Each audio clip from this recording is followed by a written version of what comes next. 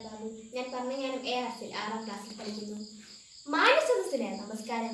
സമാനങ്ങളില്ലാത്ത ദുരന്തങ്ങളും നിറഞ്ഞ പ്രളയം. ജാതി മത രാഷ്ട്രീയ വ്യത്യാസമില്ലാതെ എങ്ങനെ മനുഷ്യനായി ജീവിക്കാം എന്ന വലിയ ചിന്തപാഠമാണ് നമുക്ക് നൽകിയത്.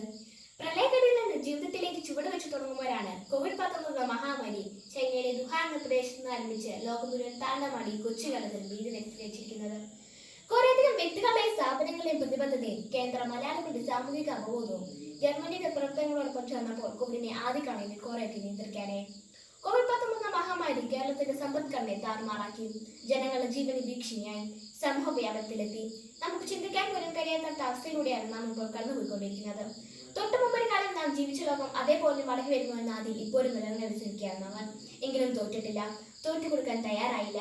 ലോക്ക്ഡൌണിന്റെ 6 മാസങ്ങളിൽ എല്ലാ പ്രതിസന്ധികളോടും തളരാതെ പോരാടി വിജയിച്ച ആളുകളുണ്ട് ഇവിടെ, അതിജീവനത്തിന്റെ കഥകളുമായി.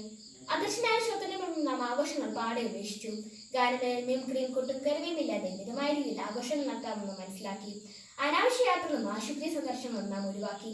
വെള്ളക്കോളർ ജോലി സ്വപ്നം കണ്ടിരുന്ന ഭൂരിഭാഗം ആളുകളും മണ്ണിന്റെ മഹത്വം അധ്വാനത്തിന്റെ വലിയ അവസരത്തിൽ മനസ്സിലാക്കി. കൃഷിയിലേക്കും ചെറുകിട വ്യാപാരത്തിലേക്കും ചെറുപ്പക്കാർ മാറി ചിന്തിച്ചതിന്റെ ഫലമായി അടുക്കളത്തോട്ടങ്ങൾ പുഷ്ടി പ്രാപിച്ചു. വീട്ടുവളപ്പിലും മട്ടുപ്പാവലും വെണ്ടയും വഴുതനയും കാന്താരിയും കാഴ്ചവെക്കുന്നത് കാണാം. കോഴി വളർത്തലും മീൻ കൃഷിയും ജീവിതമാർഗങ്ങളായി. ഒരു മേശയ്ക്ക് ചുറ്റുമെന്ന് കുടുംബാംഗങ്ങൾ ഭക്ഷണം കഴിക്കുന്ന കാര്യത്തിൽ ഈ കോവിഡ് കാലം സാക്ഷിയായി. വീട്ടിലെ ഭക്ഷണം രുചികരമെന്നും തെളിയിച്ചു.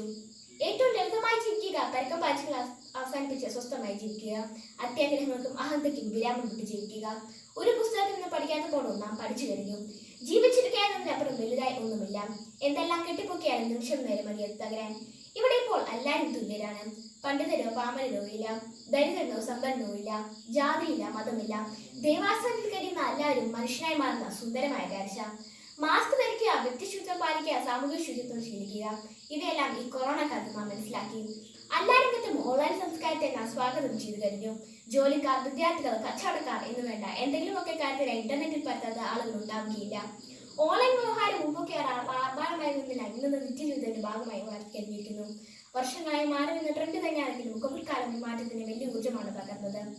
കോവിഡ് മഹാമാരി നേരിടുമ്പോൾ നാം ഓരോ ദിവസവും പുതിയ പാഠങ്ങൾ പഠിച്ചുകൊണ്ടിരിക്കുകയാണ്. ലോകാരോഗ്യ സംഘടന നിഷ്കർഷത്തിന് മുമ്പ് തന്നെ മാസ്ക് നിർബന്ധമാക്കിയ നാടാണ് കേരളം. രോഗതീവ്രതയും രോഗവ്യാപനം കുറയാൻ അത് കാരണമായി. രാജ്യത്ത് ടെലിമെഡിസിൻ ഏറ്റവും കൂടുതൽ നടപ്പാക്കുന്ന സംസ്ഥാനമായി നമ്മുടെ കൊച്ചു കേരളം മാറി. COVID-19 മഹാമാരി ഓരോരുത്തരും അവരുടെ മാനങ്ങളിൽ അഭയം പ്രാപിക്കുമ്പോൾ ആശയവിനിമയത്തിലേക്ക് നെറ്റ്വർക്കിന്റെ ആവശ്യകതയേറി. മിക്കവാറും സ്കൂളുകളും കോളേജുകളും യൂണിവേഴ്സിറ്റികളും ഓൺലൈൻ അധ്യാപനത്തിന് സ്വയം പര്യാപ്തമായി കഴിഞ്ഞു. കൊറോണ ഉടനെ നിന്ന് നമ്മെ വിട്ടുപോകില്ല എന്നാണ് വിദഗ്ധർ പറയുന്നത്. കൊറോണയ്ക്കൊപ്പം ജീവിക്കാൻ മാറുമ്പോഴും അതിന് നാം ഒരു പുതിയ ജീവിതക്രമം രൂപപ്പെടുത്തണം, ആരോഗ്യപ്രദമായ ജീവിതക്രമം. കൊറോണ പണകട്ടെ അതുവരെ നമുക്ക് സാമൂഹിക അകലം പാലിക്കാം, ഓൺലൈൻ സംബന്ധിക്കാം.